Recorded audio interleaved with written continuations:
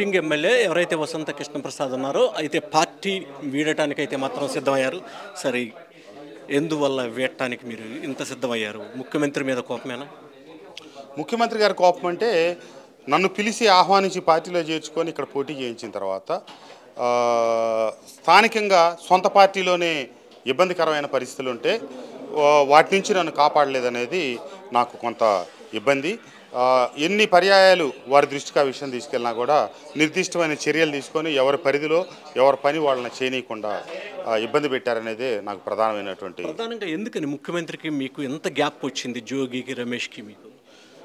ముఖ్యమంత్రి గారికి నాకు గ్యాప్ ఏం రాలేదండి. ముఖ్యమంత్రి గారికి నాకు వచ్చిన గ్యాప్ నాకు అభివృద్ధికి నిధులు ఇవ్వలేదనేది ఒకటి, జోగి రమేష్ని ఖండించలేదనేది రెండు. ఇదే ప్రధానమైంది.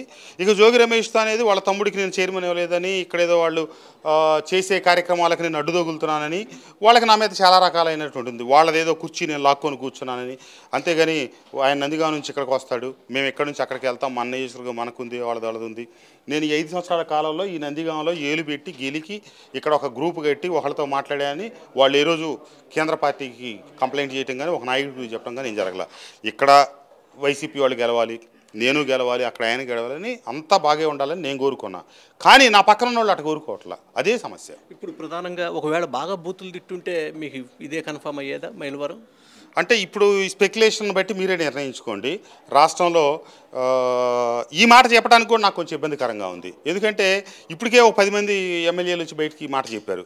అందరిని అనుసరించి కృష్ణప్రసాద్ కూడా ఇదే పిచ్చి మాటలు చెప్తున్నాడు అని అనుకుంటారేమో. సిగ్గుగా ఉంది, విషయం చెప్పటం తప్పట్లేదు. మరి నేను వారైతే నా మాట అన్నమాట నిజం. నిన్ను అసలు నేను ఎట్లా ఓన్ చేసుకోవాలి, నువ్వు చంద్రబాబు నాయుడు గారిని తిట్టావా, లోకేష్ని తిట్టావా అని చెప్పి వారిని సూటిగా. అంటే ఓన్ చేసుకోవాలంటే కంపల్సరీగా తిట్టాలని రూల్ ఏమన్నా? అదే జీర్ణం కాక ఈరోజు ఈ పరిస్థితులు అనేటికి కారణం. రాబోయే రోజుల్లో ఎటు ఉండబోతుంది మీ ప్రయాణం? తప్పకుండా వచ్చే వారం రోజుల్లో నేను నా సన్నిహితులతో ఇతరులతో సంప్రదించి తెలియపరుస్తాను.